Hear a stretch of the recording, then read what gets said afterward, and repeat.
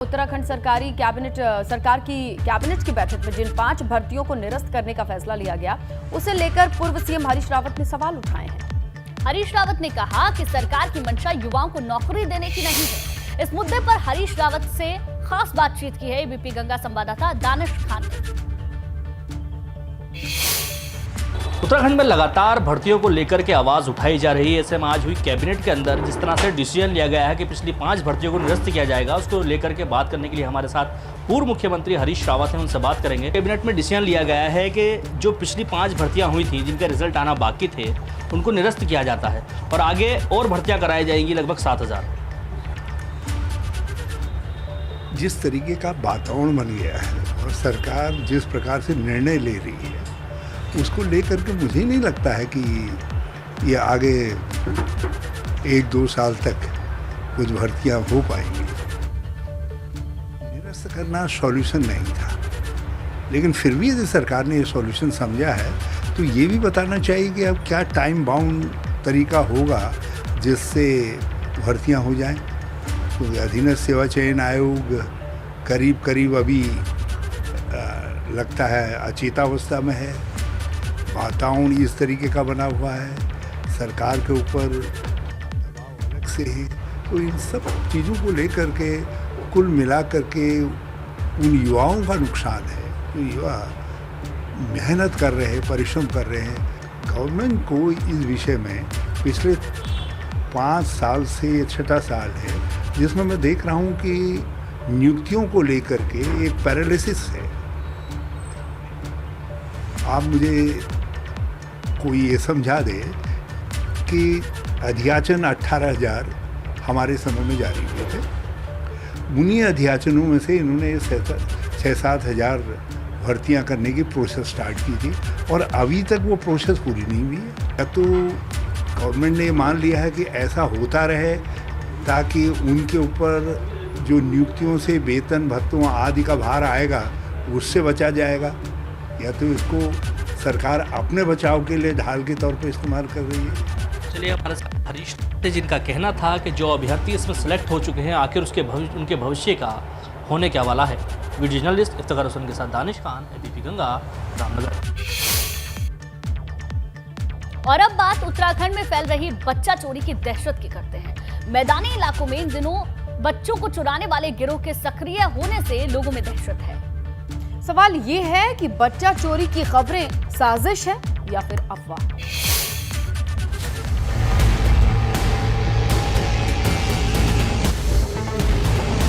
क्या आपके बच्चे सुरक्षित हैं? क्या उत्तराखंड में कोई बच्चा चोर गैंग सक्रिय है?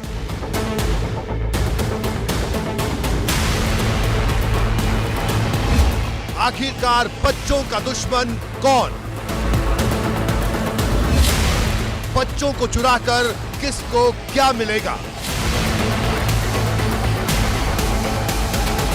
इन मासूम बच्चों से किसी की क्या दुश्मनी? बच्चा चोरी साजिश या अफवाह? एबीपी गंगा पर बच्चा चोर गैंग पर बड़ा खुलासा।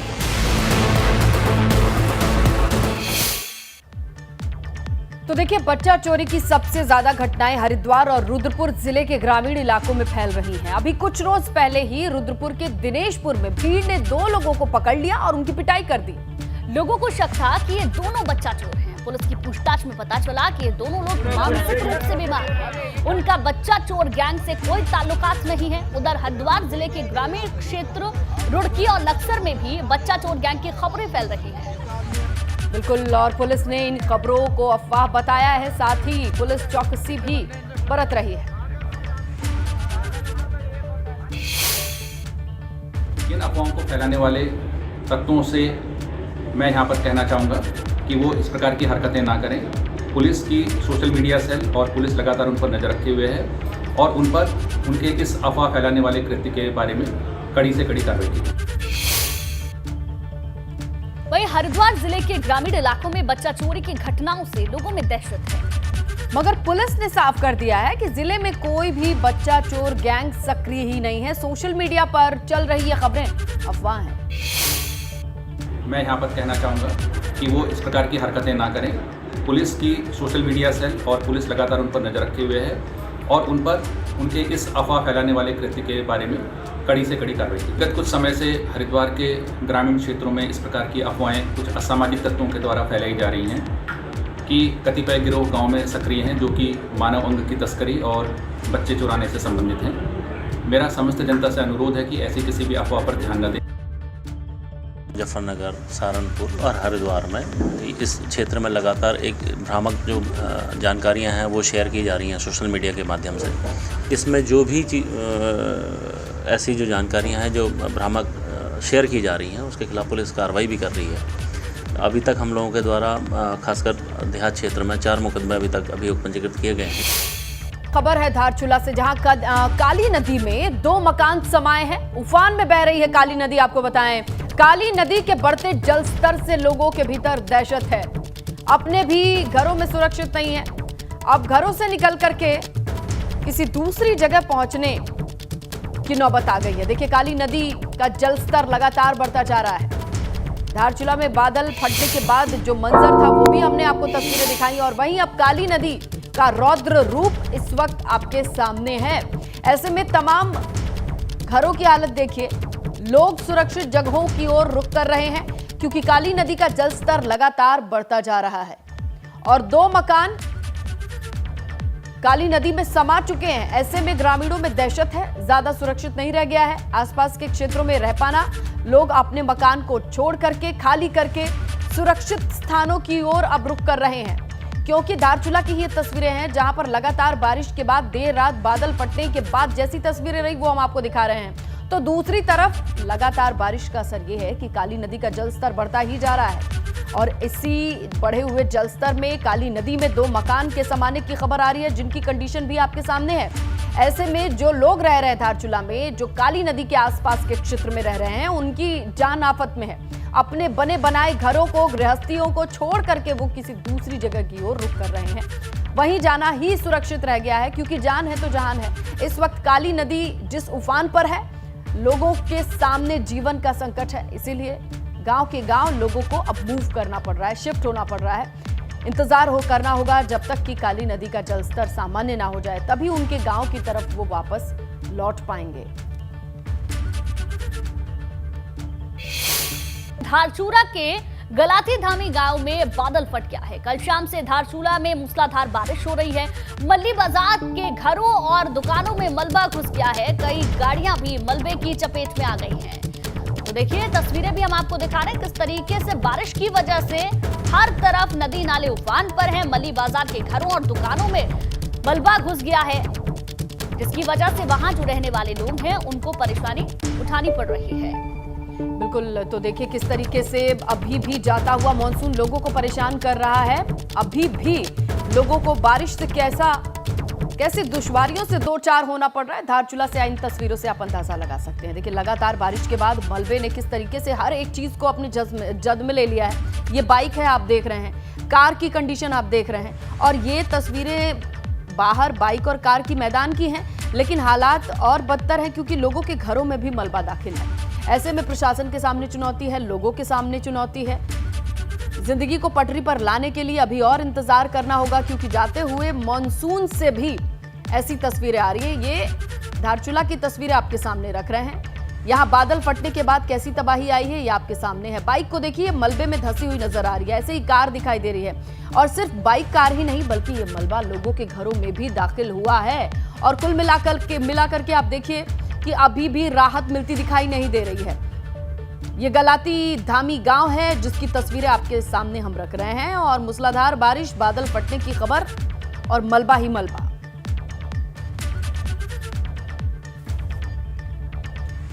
क्या अभी हालात है, समझेंगे। हमारे सहयोगी नीरज इस वक्त फोन लाइन पर मौजूद हैं। नीरज, लोगों के घरों में भी मलबा गया है, अभी क्या बचाव राहत फौरी तौर पर प्रशासन की ओर से लोगों तक पहुंचाई जा चुकी है? जैसे मैं आपको बताना चाहूंगा, देर रात से यहाँ पे बारिश हो रही थी और उसके बाद कल लगभग 11 बजे रात से यहाँ पे बादल फटा है, जिसके बाद से यहाँ पे अफरा-तफरी का माहौल है और कई मकान इसमें खतरे की जद में भी आ गए हैं और 2 मकान जो मलबे में दबने की सूचना है। अभी प्रशासन इस पे यहाँ पे मौके पे पहुंच गया है, जिसके बाद वहाँ पे रेस्क्यू कार्य किया जा रहा है। और जो कई मकान हैं और जो ये दुकानें हैं, और आप देख सकते हैं कि जैसे यहाँ पे कार्स हैं, बाइक में ये मलबे में दब रहे हैं। इनका यहाँ पे किसी के मलबे में फंसे होने की खबर तो नहीं है ना नीरज? अभी जैसे कि जो सूचना मिली है, इसके आधार पे अभी कोई भी यहाँ पे ऐसा जनहानि हुआ नहीं है। अगर यहाँ पे प्रशासन मौके पे है और कोई ऐसी जनहानि की यहाँ पे सूचना नहीं है।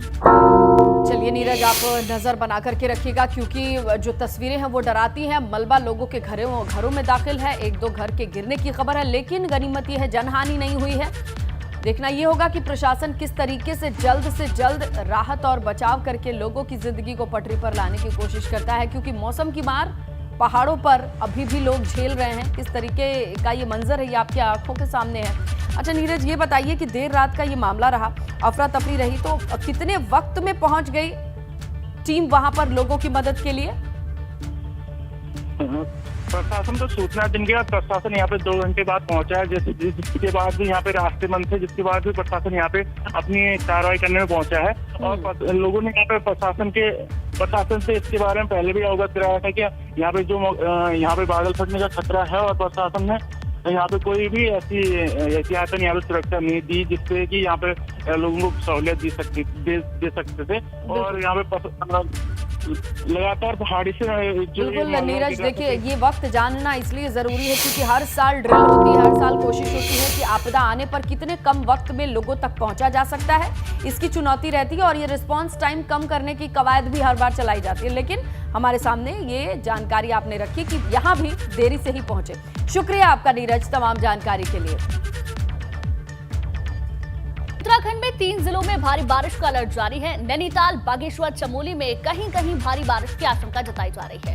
13 सितंबर तक कई जिलों में भारी बारिश का अलर्ट भी जारी किया गया है। उत्तराखंड के ज्यादातर इलाकों में मौसम का मिजाज बदला है, जिनमें कि 3 जिले ऐसे बताए जा रहे हैं जहां पर भारी बारिश हो सकती है, जिसमें नैनीताल, बागेश्वर, चमोली है, जहां पर भारी बारिश की आशंका जताई जा रही है। तो उत्तराखंड में बारिश का कहर लगातार जारी है। ऐसे में मानसून सीजन में वहां पर परेशानियां और भी ज्यादा बढ़ जाती हैं। अभी भी 3 जिलों में भारी बारिश की आशंका जताई जा रही है, जिसको लेकर सतर्क रहने के लिए कहा गया है। ज्यादातर इलाकों में मौसम का मिजाज बदल चुका है। तो नैनीताल, बागेश्वर, चमोली में बारिश होने की अलर्ट जारी किया गया है। 13 सितंबर तक कई जिले ऐसे होंगे जहां पर तेज बारिश होगी। ऐसे में लोगों को सतर्क रहने की जरूरत है, क्योंकि लगातार होती हुई बारिश के साथ लोगों की परेशानियां भी बढ़ रही हैं। चलिए सीधा रुक करते हैं हमारे सहयोगी रवि कैथुरा का। रवि, ये बताइए कि मॉनसून को लेकर के क्या प्रिडिक्ट कर रहा है मौसम विभाग, और कितने दिन मॉनसून रहेगा? बिल्कुल सुनीता, जैसे 3 जिलों के लिए जो भारी बारिश का अलर्ट जारी हुआ है और वो तमाम चीज़ें दिखने भी लगी हैं। अभी 13 सितंबर तक फिलहाल आफत की बारिश से उत्तराखंड में निजात नहीं मिलने वाली है। और सितंबर माह की बात करें तो जाती हुई बारिश, और अक्सर देखा गया कि जब मानसून की विदाई का समय होता है तो उस वक्त भी उत्तराखंड में बादल फटने और इन तमाम तरीके की घटनाएं सामने आती हैं, जिस तरीके से धारचूला से तस्वीरें सामने आई हैं। तो अभी फिलहाल मौसम की जो आफत की बारिश जो बरस रही है उससे लगातार जो अलर्ट हैं अभी उत्तराखंड में जारी किए गए हैं। और इसको देखें तो आज पूरे प्रदेश में फिलहाल मौसम बदल भी गया है। ज़्यादातर इलाकों में बारिश भी हो रही है, चाहे मैदानी इलाकों की बात करें या पहाड़ी इलाकों की बात करें, तो वहाँ पर बारिश है। और इस बारिश के बाद जो है कई तरीके की दुश्वारियां भी लोगों की बढ़ने लगी हैं। तो अभी लगातार 13 तारीख तक इसी तरीके का मौसम उत्तराखंड में बना रहेगा। पिछले 2 दिनों की बात करें तो मौसम साफ रहा और काफ़ी उमस और गर्मी का एक बार फिर से लोगों को एहसास भी हुआ है। लेकिन जिस तरीके से एक बार फिर से मौसम बदला है और जिस तरीके से अलर्ट जारी हुए हैं, तो इससे साफ तौर पर कहा जा सकता है कि ज़्यादातर जिलों में जो है भारी बारिश देखने को मिलेगी। और इस तरीके की जो घटनाएं हैं जो धारचूला में हमने देखी, जहाँ पर जो कुछ गाँव में बादल फटने जैसी घटना सामने आई है, तो इस तरह की घटनाएं जो है बढ़ सकती हैं। लैंडस्लाइड हो सकता है, मैदानी जिलों में जब ज़्यादा बारिश पहाड़ों पर होगी तो पानी बढ़ सकता है, तो जल स्तर जैसे बढ़ने की जो घटनाएं हैं वो सामने आएंगी। तो ऐसे में अलर्ट रहने की सभी को ज़रूरत है। और क्योंकि अमूमन ये माना जाता है कि 15 सितंबर के बाद कुछ बारिश कम होने लगती है, लेकिन जाती हुई बारिश जरूर लोगों को इस बार भी परेशान करेगी, जिस तरीके से मौसम विभाग का अलर्ट बता रहा है।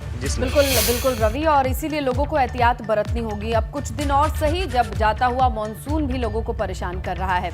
आप हमारे साथ बने बने रहिए। रवि आगे भी खबर पर आपसे जानकारी लेंगे। देहरादून से खबर है, जहां धामी सरकार की कैबिनेट बैठक में अहम फैसले लिए गए। यूके SSC की कई परीक्षाओं को रद्द करने का फैसला लिया गया। 770 पदों के लिए 5 भर्ती परीक्षाओं को रद्द किया गया। पुलिस रैंकर्स, वाहन चालक, मत्स्य निरीक्षक की भर्ती की परीक्षा भी रद्द कर दी गई। पुलिस हेड कांस्टेबल की भर्ती परीक्षा को भी रद्द किया गया है, निरस्त किया गया है। 7000 पदों पर लोक सेवा आयोग अब परीक्षा कराएगा। इसको लेकर फैसला कल संभव था और फैसला हो चुका है। पुलिस हेड कांस्टेबल की भर्ती परीक्षा को निरस्त कर दिया गया है। 770 पदों के लिए जो भर्तियां हुई थी उसको लेकर ये फैसला लिया गया है, जिसमें कि 5 भर्ती परीक्षाओं को रद्द किया गया है। पुलिस रैंकर्स, वाहन चालक, मत्स्य निरीक्षक की भर्ती जो थी उसे रद्द किया गया है। तो कैबिनेट बैठक में उत्तराखंड अधीनस्थ सेवा चयन आयोग के पदों पर हुई परीक्षा को लोक सेवा आयोग के माध्यम से करवाने का प्रस्ताव धामी सरकार की कैबिनेट बैठक में पास हो गया, जिसमें कुल मिलाकर ऐसे 7000 पद हैं जिनकी भर्ती अब लोक सेवा आयोग के जरिए करवाई जाएगी। इन पदों में से कुल मिलाकर 5340 पदों पर भर्ती के लिए विज्ञापन जारी तो किया गया था, लेकिन परीक्षा नहीं करवाई गई। वहीं 1127 पदों पर विज्ञापन भी जारी नहीं किया गया था। कैबिनेट के इस फैसले से जो 5 परीक्षाएं निरस्त हुई हैं, उन्हें भी जान लीजिए, वो भी आपको बताते हैं। वाहन चालक की परीक्षा, कार्यशाला अनुदेशक की परीक्षा, इसके अलावा पुलिस रैंकर्स, मत्स्य निरीक्षक, पुलिस आरक्षी यानी कि हेड कांस्टेबल की परीक्षा को निरस्त करने का फैसला लिया गया है। तो कल बड़े कैबिनेट में फैसले लिए गए हैं, जिसमें कि कई सारी परीक्षाओं को रद्द करने का ये बड़ा फैसला लिया गया है।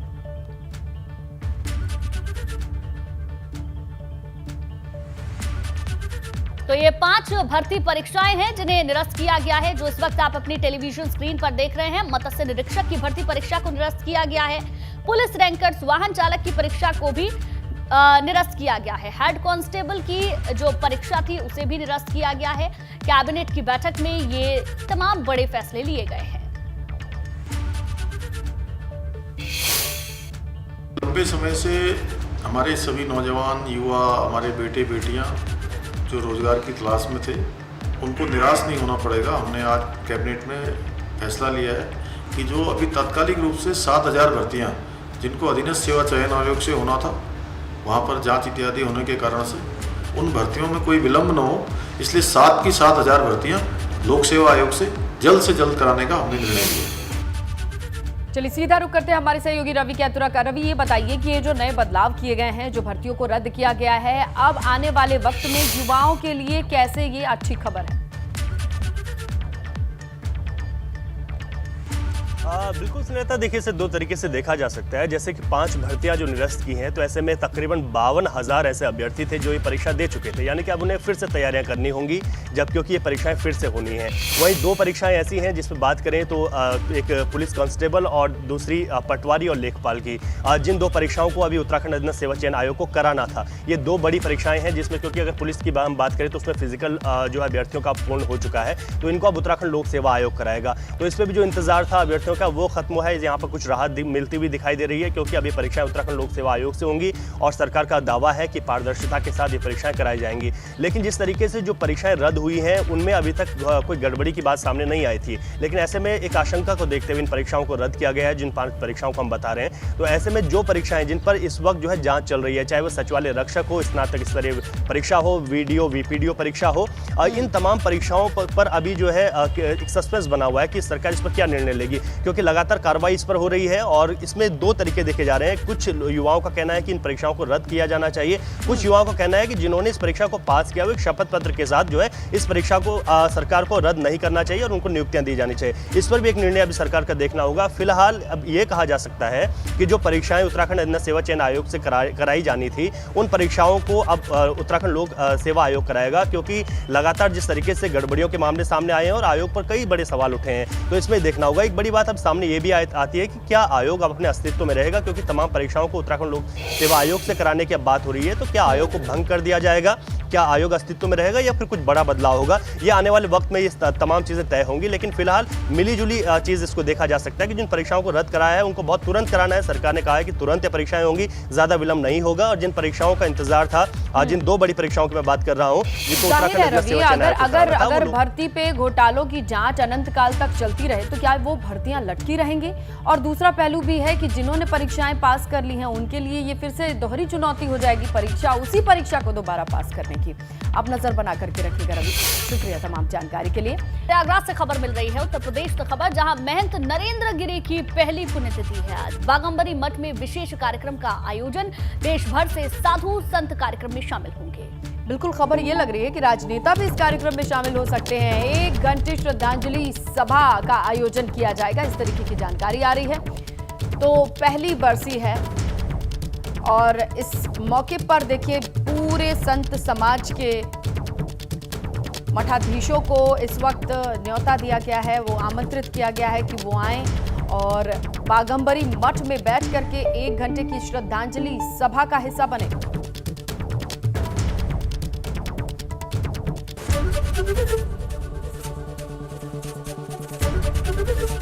एबीपी गंगा, खबर आपकी, जुबान आपकी।